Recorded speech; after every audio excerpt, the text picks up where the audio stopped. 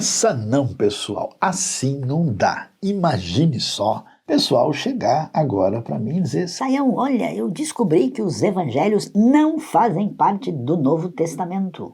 Uau, que descoberta é essa? Não, eles, se forem realmente recebidos, têm que ser encaixados no Velho Testamento. Pois é, pessoal, esse é o canal do Saião, onde quem tem dúvida de montão presta bastante atenção para receber explicação. Linguística, teologia, história, cultura, Bíblia, vamos lidar com essa dita questão. Pois é. Parece que, como a gente tem muitas vezes na trajetória da reflexão a respeito da Bíblia, tem surgido pessoas assim com certas tendências curiosas, né? A gente sabe, por exemplo, que ali na metade do segundo século surgiu um indivíduo chamado Marcion, né, que criou aquilo que foi chamado de heresia marcionita, quando ele disse: olha, tudo que tiver de judaico no contexto do Novo Testamento não deve permanecer, a gente precisa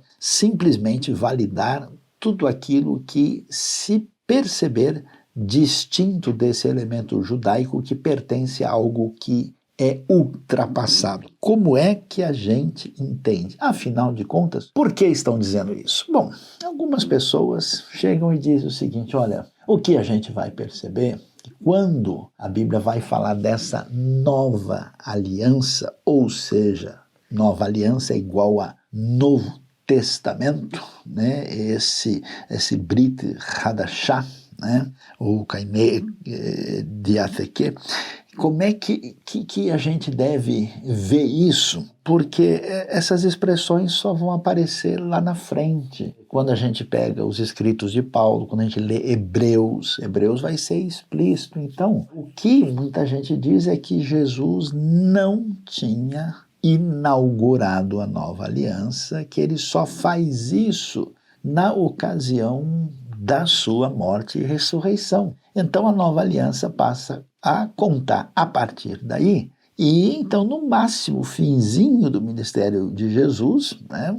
E começando com o livro de Atos, a gente deve fazer uma separação. Então na Bíblia, assim, quando você tem Antigo Testamento e Novo, a gente deve tirar, né, a distinção ali para frente, no final dos evangelhos. Pessoal, não é nada disso. O que é que a gente vai ver? Olha, eu estava olhando aqui Lucas capítulo 22, né, quando Jesus está celebrando a Páscoa, o Pessach, com os seus discípulos ali em Jerusalém, na ocasião quando ele vai ser preso, morto antes da sua vitoriosa ressurreição. Diz o texto, verso 19: tomando o pão e tendo dado graças, partiu e o entregou a eles, dizendo: isto é o meu corpo dado em favor de vós. Fazei isto em memória de mim. Da mesma forma, depois da ceia, tomou o cálice, dizendo: este cálice é a nova aliança em meu sangue derramado em favor de vós. Ou seja, a própria expressão nova aliança já aparece nos evangelhos. E como é que a gente entende essa questão de Velho Testamento, Novo Testamento, Antiga Aliança, Nova Aliança? Como é que a gente deve encarar essa realidade? Bom, em primeiro lugar, a gente precisa entender que a razão que nós temos um chamado Antigo Testamento, a Bíblia hebraica, e um Novo Testamento, é uma razão que tem a ver com elemento histórico, linguístico e principalmente temporal. Por quê? Porque nós temos todos os textos do Antigo Testamento escritos em hebraico, uma pequena porção em aramaico, e todo esse material que é referência diferenciada da tradição judaica, né? Existem chamados livros deuterocanônicos em grego que os judeus têm, mas eles não os enxergam da mesma maneira do que os outros livros da Bíblia hebraica, que corresponde ao que a gente pode chamar de consenso de Antigo Testamento entre todas as tradições. Mesmo que algumas valorizem mais alguns outros livros, o que a gente vai ver é que isso termina no 5º século a.C. E depois disso, nós temos um período quando não temos o mesmo tipo de documento considerado canônico e inspirado depois disso. Quando nós temos o Novo Testamento, estamos falando da época romana, de uma época muito posterior, mais de 400 anos depois que esses livros vão ser escritos num novo cenário e que tem a ver com a vida, o ministério de Jesus e o cumprimento de Jesus. Então veja só, o que a gente precisa entender? Que essa distinção de escritura, ela tem basicamente a seguinte proposta. A primeira parte diz respeito à problemática, né, a origem do ser humano, a problemática na qual ele se encontra, a proposta de redenção divina e a sua promessa. E quando nós temos o Novo Testamento, é o cumprimento dessa expectativa da promessa que está lá atrás. Então não faz sentido, do ponto de vista da organização dos livros, alguém querer pegar os evangelhos e deslocar os evangelhos para incluí-los no Antigo Testamento do ponto de vista de escritura.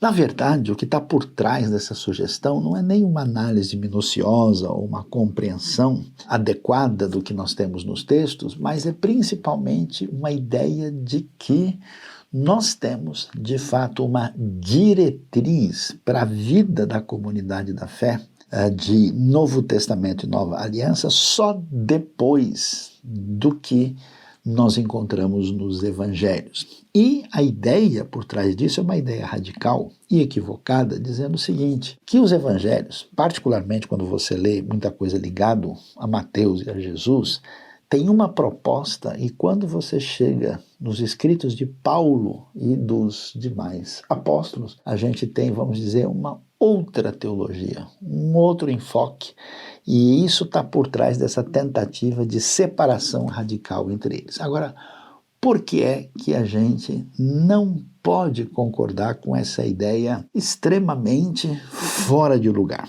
A razão é muito simples. Primeiro, não é possível a gente entender o Novo Testamento sem a sua base, como se pudesse fazer um divórcio entre os dois. Na verdade, nós deveríamos, na minha opinião, até entender que nós temos um primeiro testamento e um segundo testamento. Não podemos assim imaginar que Antigo Testamento seja antigo no sentido de inútil, né? Em vez de ser simplesmente antigo no sentido de ser escrito nos tempos mais antigos. Quando a gente compreende isso, nós vamos perceber que não é possível fazer nada no Novo Testamento sem perceber que as citações, as alusões, as referências que permeiam todo o Antigo Testamento, o Novo Testamento, tem base no Antigo. Então é muito estranho que alguém diga, não, eu vou ficar aqui com o Novo Testamento e o Antigo nem serve para nada. Isso não faz o mínimo sentido. Então a base do Novo só se encontra se a gente tratar adequadamente o que nós chamamos de Antigo Testamento. Outra questão que chama a atenção é que você não só tem essa base, essa fundamentação do Novo Testamento no Antigo, mas você tem, vamos dizer, uma relação de sintonia explícita entre os dois testamentos no próprio texto bíblico. E a ideia é clara de que não estamos aqui diante de um texto que diz, olha, esquece tudo que está lá atrás e vamos começar do zero uma outra proposta. Por exemplo, fica muito clara a palavra de Jesus, né? Veja que Jesus vive como um judeu do seu tempo. Veja que ele é circuncidado, ele é apresentado no templo, ele respeita tudo aquilo que está envolvido com a lei revelada. Por isso, o verso 17 de Mateus 5, não penseis que vim abolir a lei ou os profetas, não vim abolir, mas cumprir. E a frase é forte, pois em verdade vos digo, antes que o céu e a terra passem, de modo nenhum passará uma só letra ou um só traço da lei até que tudo se cumpra. Então, esse elemento reforça a realidade da sintonia, da conexão entre os dois testamentos. Agora, é claro que quando a gente entende, né, aquilo que acontece no Novo Testamento, não só que o Antigo é a sua base, não só que existe essa relação de sintonia e forte harmonia, mas existe esse elemento de cumprimento do Antigo no Novo Testamento. E quando a gente vê esse cumprimento, aí sim nós vamos começar a chegar próximo daquilo que a gente pode falar de qual é a diretriz de ordem prática para a comunidade da fé dos seguidores de Jesus. Por quê? Primeiro, é importante ver que Jesus, em vez de estar numa relação de confrontação com o Antigo Testamento, ele está, na verdade, em confronto com a opinião dos líderes religiosos do seu tempo. Jesus discorda não do que Moisés escreveu ou que nós temos na lei, nos escritos e nos profetas, ele discorda de muitas atitudes e posturas e crenças dos saduceus. Ele discorda da interpretação da lei, que não equivale à própria lei, da parte dos fariseus. Mas, claro, à medida em que a gente vê que Jesus vai cumprir a nova aliança, quando tudo isso acontece, a comunidade da fé vai ter todo esse cumprimento estabelecido, claro que nós vamos ter o que a gente chama de uma amplitude teológica, principalmente cristológica, nas cartas de Paulo e dos outros apóstolos e dos outros escritos também. E isso não quer dizer que nós temos uma relação de confronto, de oposição.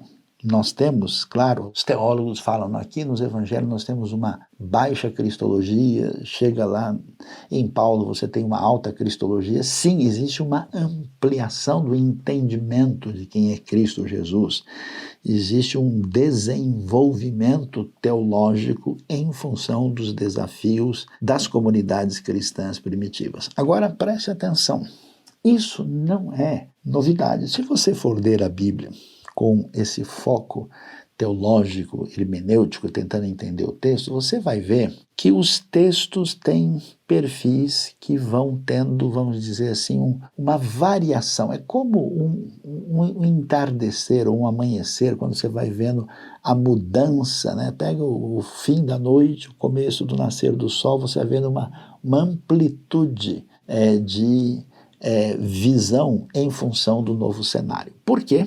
Porque as questões que são trabalhadas no texto bíblico, para serem entendidas, em primeiro lugar, você tem que saber quem está escrevendo, para quem está escrevendo, qual é o cenário, qual é o ambiente da época, o que aquilo significa como algo que mostra qual é o ambiente, o cenário, algo que apresenta um comportamento que a gente, tendo uma compreensão antropológica e contextual, entende mais claramente, e o que isso significa para nós e em que medida aquilo que aparece ali é normativo depois de você olhar todos esses cenários. E então, por exemplo, quando você lê os textos bíblicos no Antigo Testamento, que são posteriores à época persa, quando os judeus estão diante da proposta dualista persa, você percebe que existem alguns elementos diferentes em relação à situação anterior. Isso quer dizer que esse desafio de uma certa mudança de tom que você tem nos escritos do Antigo para o Novo Testamento, você tem dentro do próprio Antigo Testamento. Não é tudo a mesma coisa. Se você lê Levítico, depois se você lê 1 Samuel, depois se você lê Provérbios, ou lê Cântico dos Cânticos, ou lê Jeremias e depois lê Malaquias, você vai entender, olha, esse texto aqui tem essa preocupação em função disso, porque existe, digamos assim, um degradê teológico. Existem certos desdobramentos. É como uma coisa que você pega assim e ele vai desembrulhando para a compreensão e respondendo a novos desafios. A mesma coisa acontece no contexto do Novo Testamento. Você tem uma teologia específica nos escritos joaninos, você tem uma teologia paulina, você tem uma teologia de Lucas, você tem uma teologia Mateus, você tem certos elementos peculiares do livro de Hebreus, né? Até porque não é tão simples assim a coisa que você tem uma antiga aliança e depois uma nova aliança. Não, no Antigo Testamento tem várias alianças. E então, por exemplo, quando a gente ouve falar da aliança que envolvia a aliança do Sinai, a nova aliança mencionada em Hebreus, ela está em contraste com a aliança do Sinai, que a lei que é colocada diante de nós, de fora agora, é escrita no coração. Essa comparação não está falando da aliança abraâmica, não está falando da aliança davídica. Então, o que a gente precisa entender? É preciso estudar mais e tomar cuidado para não ouvir ideias estapafúrdias que não têm o mínimo sentido. Nós temos, então, um desenvolvimento teológico na Bíblia toda. A Bíblia toda tem uma unidade no seu desdobramento e por isso que ela foi colocada dessa maneira com aí quase 2 milênios, né, de fé cristã. Quando você entende o cenário, você entende as conexões entre as partes e como elas são complementares e a gente acaba entendendo adequadamente o texto. Agora, é claro que nessa história de transição daquilo que é mais antigo para aquilo que é mais novo, tem coisa que a gente não vai colocar em prática explicitamente. Por exemplo, da mesma maneira como eu não coloco em prática sacrifícios que eram feitos no Antigo Testamento, porque isso cerimonialmente aponta para uma realidade maior do sacrifício de Jesus e então não existe razão nem contextual nem teológica para fazer isso, há certas coisas no Novo Testamento que a gente também não aplica literalmente. Jesus disse, se tua mão pecar, você corta. É claro que isso é metafórico. A gente tem textos, né, mesmo que o apóstolo Paulo diz que, por exemplo, as mulheres não devem usar trança, mas isso faz parte de um contexto que significa trança nesse contexto específico. Jesus disse que a gente deve lavar os pés dos outros. Poucas comunidades da fé fazem isso literalmente, porque você entende qual é o sentido normativo. O que é normativo para nós e como é que a gente aplica isso. Então, uma leitura inadequada, que tenha perfil místico, que tenha perfil legalista ou meramente ritualista, ela não vai entender o foco adequado. Então fique sabendo que os evangelhos fazem parte do Novo Testamento e que existe, né, um caminho de transição teológica entre as partes, entre o Antigo e o Novo, entre partes do Antigo e entre partes do Novo. E se a gente souber fazer uma leitura adequada, a gente vai entender como é que essas coisas se estabelecem e poder aproveitar adequadamente a paisagem teológica das Escrituras. Então, não se esqueça e preste bastante atenção, fique ligado na boa informação aqui do canal do Saião. E não se esqueça, aperte o sininho, inscreva-se e divulgue para os seus amigos mais um vídeo de entendimento daquilo que é importante.